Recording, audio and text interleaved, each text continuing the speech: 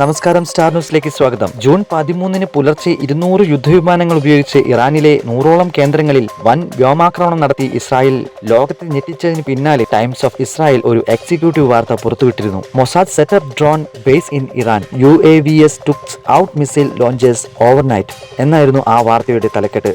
അതായത് മൊസാദും ഇസ്രായേലും ഡിഫൻസ് ഫോഴ്സും ചേർന്ന് വർഷങ്ങളായി നടത്തിയ അതീവ രഹസ്യമായ ആസൂത്രണത്തിന്റെ പിൻബലത്തിലാണ് ഇറാനിൽ ആക്രമണം നടത്തിയതെന്ന്. ഡ്രോണുകളും ആയുധ സാമഗ്രികളും IDF ഹൈക്കമാൻഡറുകളെ വരെ അതീവ രഹസ്യമായി ഇറാനിലെത്തിച്ചു. അവിടെ ഡ്രോൺ താവളങ്ങൾ നിർമ്മിച്ചു എന്നെല്ലാമായിരുന്നു വെളിപ്പെടുത്തലിൽ ഉണ്ടായിരുന്നത്. ഈ റിപ്പോർട്ട് ശരിവയ്ക്കുന്ന ഏതാനും ദൃശ്യങ്ങൾ മൊസാദ് തന്നെ പിന്നീട് പുറത്തുവിട്ടു. ഇറാനികളെ തന്നെ ഉപയോഗിച്ചായിരുന്നു മൊസാദ് ഇറാന്റെ മണ്ണിൽ ഈ പറഞ്ഞ രഹസ്യ നീക്കങ്ങളും ചാരപ്രവർത്തനങ്ങളും എല്ലാം നടത്തിയത്. ഒരേ സമയം ഞെട്ടലും തിരിച്ചറിവുമായിരുന്നു ഇറാന് ഈ വെളിപ്പെടുത്തലുകൾ നൽകിയത്. ആക്രമണം നടന്ന മണിക്കൂറുകൾക്കകം തന്നെ അവർ ഇസ്രായേലിൽ പ്രത്യാക്രമണം ആരംഭിച്ചു. അതേസമയത്ത് തന്നെ സ്വന്തം മണ്ണിലും ശുദ്ധീകരണ പ്രവർത്തനങ്ങൾക്കും തുടക്കമിട്ടിരുന്നു.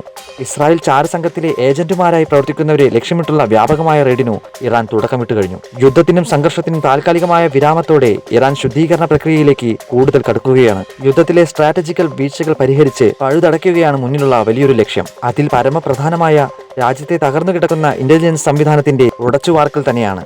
പരിഹാരക്രിയകളുടെ ഭാഗമായി ഇറാൻ സൈന്യവും പോലീസും വിപ്ലവ ഗാർഡുമെല്ലാം ചേർന്നുള്ള ഊർജിതമായ പരിശോധനകളും റെയ്ഡുകളുമാണ് രാജ്യത്ത് ഉടനീളം നടക്കുന്നത്. ഏറ്റവും ഒടുവിൽ പുറത്തുവരുന്ന വിവരങ്ങൾ പ്രകാരം 700 മൊസാദ് ചാരന്മാരെയാണ് 12 ദിവസത്തിനകം ഇറാനിൽ പിടികൂടിയത് എന്ന റിപ്പോർട്ടുകൾ വരുന്നു. അതിൽ വ്യക്തമായ തെളിവുകളുടെ അടിസ്ഥാനത്തിൽ 3 പേരുടെ വധശിക്ഷയും നടപ്പിലാക്കി കഴിഞ്ഞു.